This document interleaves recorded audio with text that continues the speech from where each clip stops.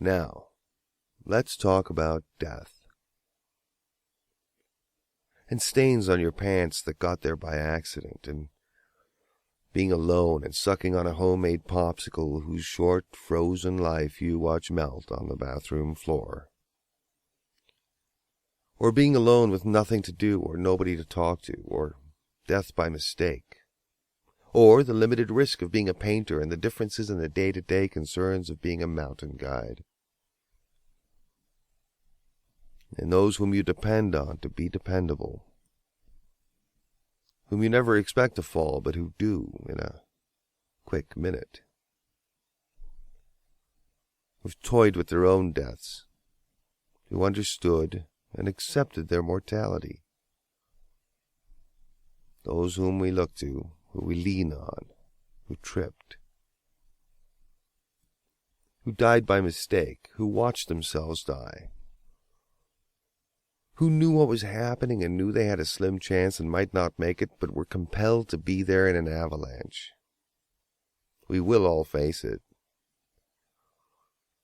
Those who are young and strong and eat well, who have heard clever and sophisticated conversation, have no aches and pains, and have been touched by sincere words, who have been beautiful, and have had the true sensation of goodness or being correct, have trusted themselves because they were loved when they were young and still are, and are still subject to this routine death, this anecdote, this extra minute, this explanation, this question.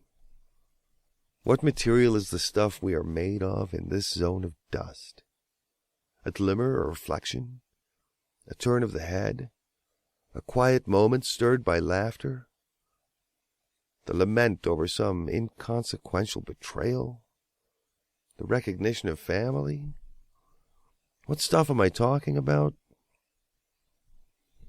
The waiting in between making love. The simplest concern, your favorite flavor. The discovery of your oldest and most sentimental dessert on the table. The smell of your daughter or of your mother's hair when you were young. What explanation will do when asked by an 84-year-old woman what was the point when her husband of 57 years disappeared? I demand an answer, a good one. The poetic is that of the unanswered accident of the avalanche, of the absurd death and this absurd life. It is of TV and distance and good intentions and upbringing and bad memories and prejudice and indigestion and silly things and adolescences and longing and bullshit and disappointment. It is the physical embodiment of misunderstanding. I paint paintings because I can't get the experience in any other way, but there are many more experiences that are equally satisfying to me and equally inept at answering all of my questions. But they hover in exactitude in describing themselves and defying me to define their logic.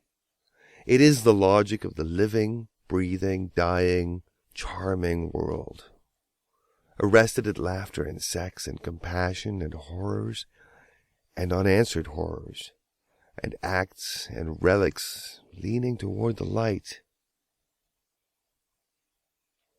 and back into the dark.